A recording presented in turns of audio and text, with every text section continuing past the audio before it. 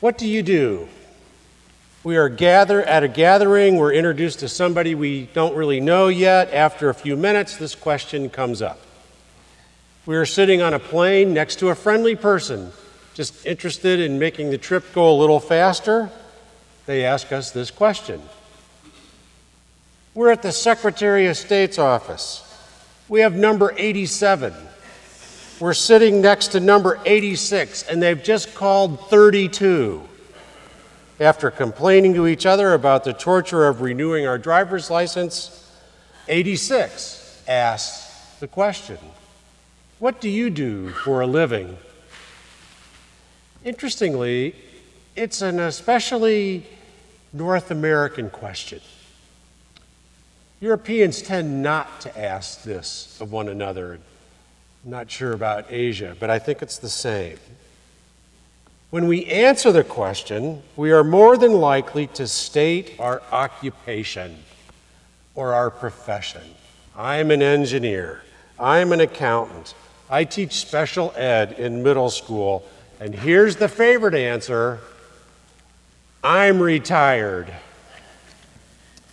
What we don't realize when we answer this question in this way is that we have adopted the economic reductionism of our time, meaning we make the assumption that a person's worth is determined by how much they contribute to the GNP, the gross national product. We make the assumption that a person's worth is all about how they generate income. So my goal today is to encourage you to change your answer to this question. Jesus guides us to think differently about what we do for a living. We continue our sermon series, Jesus on Money. Jesus talked a great deal about money, almost more than any other moral issue of his day.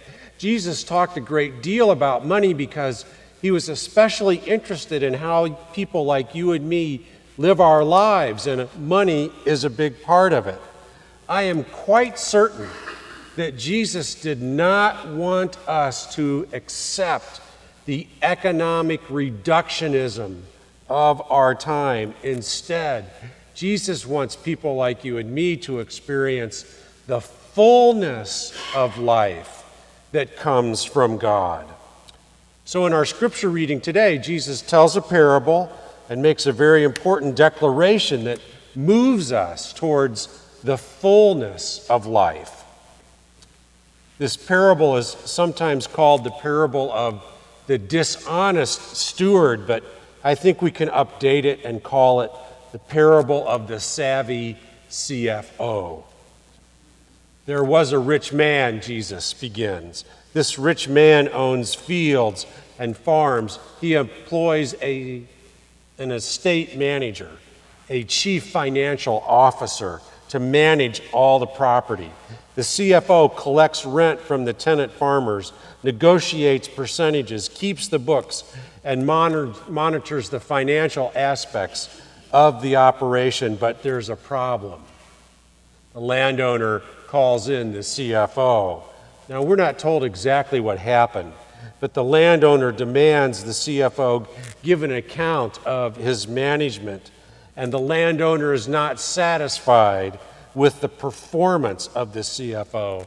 Again, we're not told why, but since the CFO is an at-will employee, the landowner does not need a reason to terminate the CFO, and this is what he does. The CFO is summarily dismissed.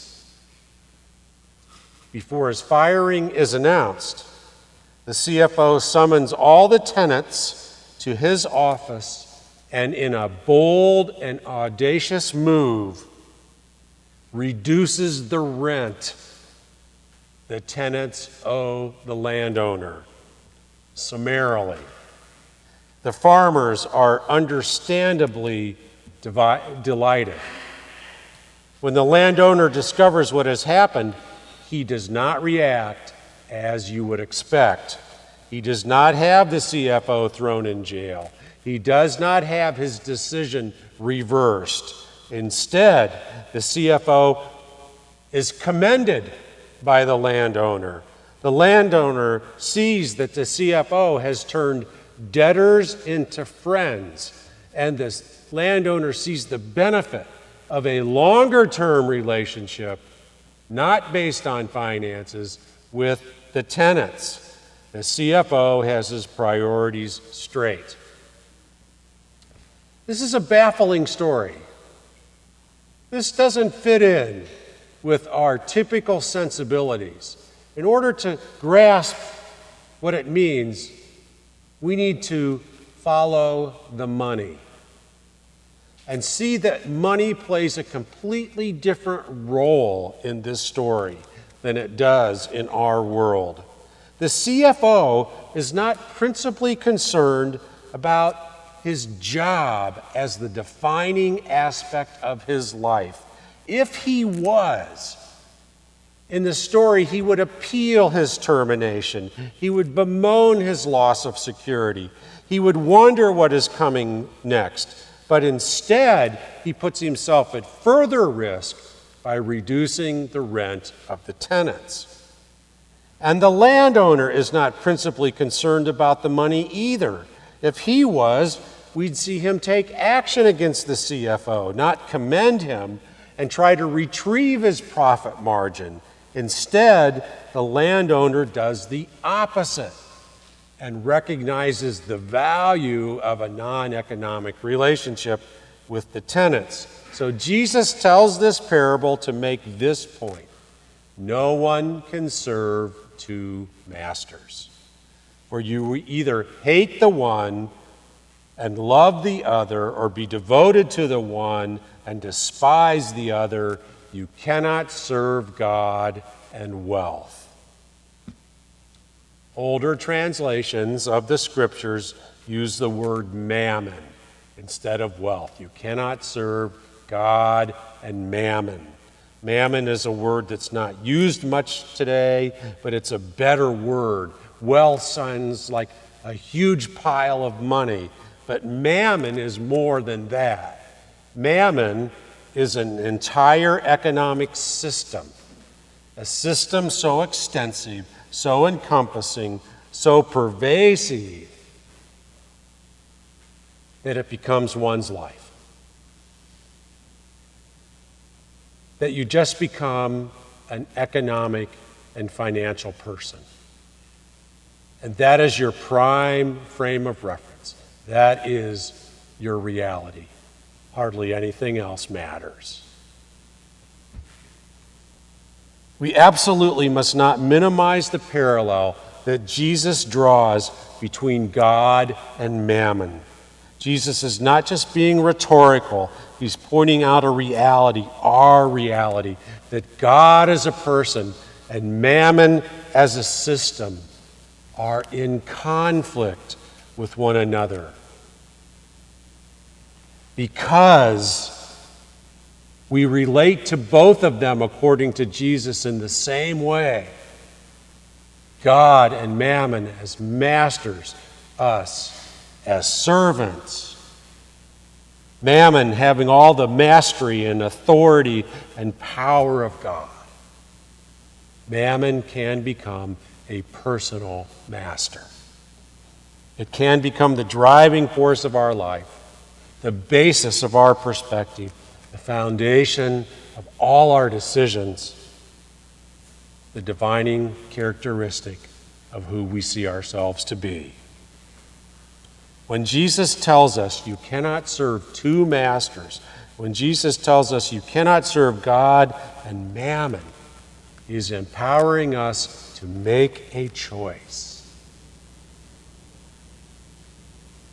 Who will you serve? Who will you answer to? When it all comes down to at the end,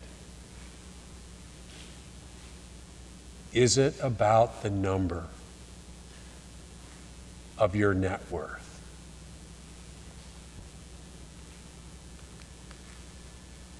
What do you do? I'd like you to think about changing your answer.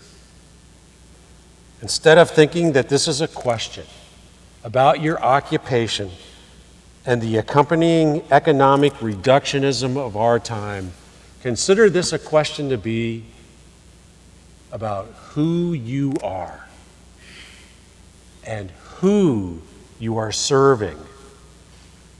Now, I'm not saying your answer should be, I serve God, not mammon.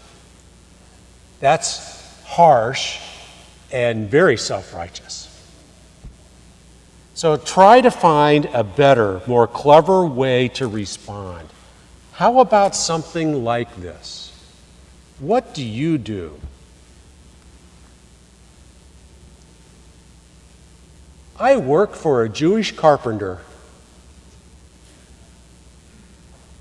who I partner with to share good news and change the world. Tell somebody that. Tell somebody something like that.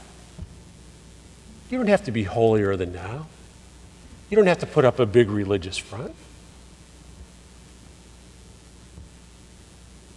Tell them something like that.